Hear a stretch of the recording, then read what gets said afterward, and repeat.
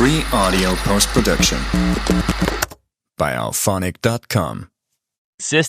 Consistency. Welcome back. PackSetGo Traveling Podcast brought to you by the Travel Stars. Shout out our two sponsors, Spotify and Autophonics. Let's get right into it. Buddy passes, yes or no? Like, this has been a hot debate recently. I don't know why it's back again, but let's talk about it. From my perspective, buddy passes are not your buddy. Let me tell you why. A buddy pass does not guarantee you a seat. This is a fact. Some people think that buddy passes guarantee you a seat because you have a ticket in your hand, but there's no actual seat assigned to you. It's a standby ticket. So this is what happens. After all the paid revenue passengers are on the plane, all the employees, all the retirees, and eligible dependents are seated, then and only then they will call up buddy pass recipients. Usually by that time, the plane is usually full. For me, buddy passes only work if you have a very, very flexible schedule. Matter of fact, scratch that. Buddy passes work if you have no schedule. Like, nothing to do. Say I want to go from New York to Miami and I have no job. I'm in college, school's out. That's the time you use your buddy pass.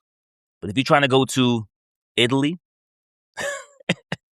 I know it sounds stupid, but people do stupid things. It's probably not a good look to go that far on the buddy pass because you may get stuck in your connecting flight, or say it's a direct flight and you want to come home on Sunday and it rains. Guess what happens? Your seat has been sold to a passenger that paid money to get back home. And buddy passes they're not really free because you have to pay the taxes on the buddy pass. So it's not really a free ticket.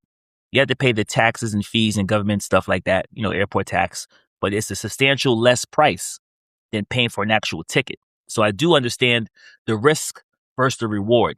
But to me, like my good friend once told me, the juice is not worth the squeeze. That trauma, that anxiety sitting at the gate, watching 300 passengers get on the plane, and you looking at that board, seeing your name, your initial, and looking at it, and you're number 17, and there's only 3 seats left. The math is not mathing. You could do the math yourself, but you're still wishing and hoping. And then to add insult to injury, they're going to bump you to the next flight. You're going to be rolled over. And on that next flight, there may be more standbys ahead of you. So it's very, very dicey. It's very, very hard to really give a thumbs up to a buddy pass. So that's why I say a buddy pass isn't really your buddy. It's just a way to get somewhere if God wants you to get there, because there really is no way for you to guarantee a seat unless you purchase a ticket. Some people get smart. These are buddy pass to go to their destination. Like, say I want to go to Vegas to see Jeezy perform. Take a buddy pass. First flight out. Usually the flight that people miss the most, and it has open seats. The first flight out. But coming back home, I might have to pay for a one-way ticket.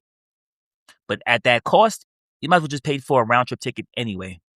It makes no sense. You're saving some money, but you're still spending money. And the goal of a buddy pass is to spend the least amount of money. That's why it's called a buddy pass.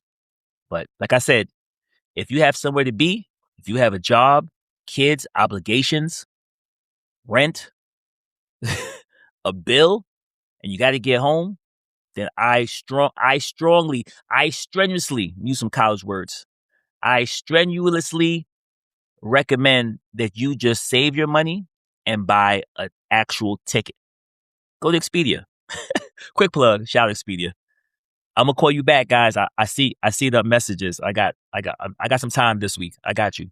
But yeah, definitely book a ticket, because nothing feels worse than having all your friends on a trip. They all bought their tickets. You risked it with a buddy pass, and they all are on the plane.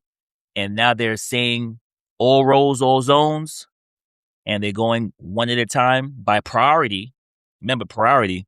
Buddy pass is the least on the list of priorities. So remember that. So it makes no sense putting yourself through that trauma when you don't have to. It makes no sense crying and yelling at the gate agents and begging and pleading and, doing all the song and dance. It makes no sense.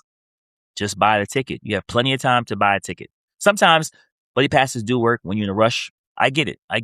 But it's from my experience with my travel community, my travel friends, it's far in between. Out of 10 trips, a buddy pass might come in handy one. 1 out of 10. Was that 10% or less? It's not even worth it. It makes no sense. What's up, London? I will never go visit you in London on a buddy pass because I won't make it. I will not make it to London on a buddy pass. Nowhere close.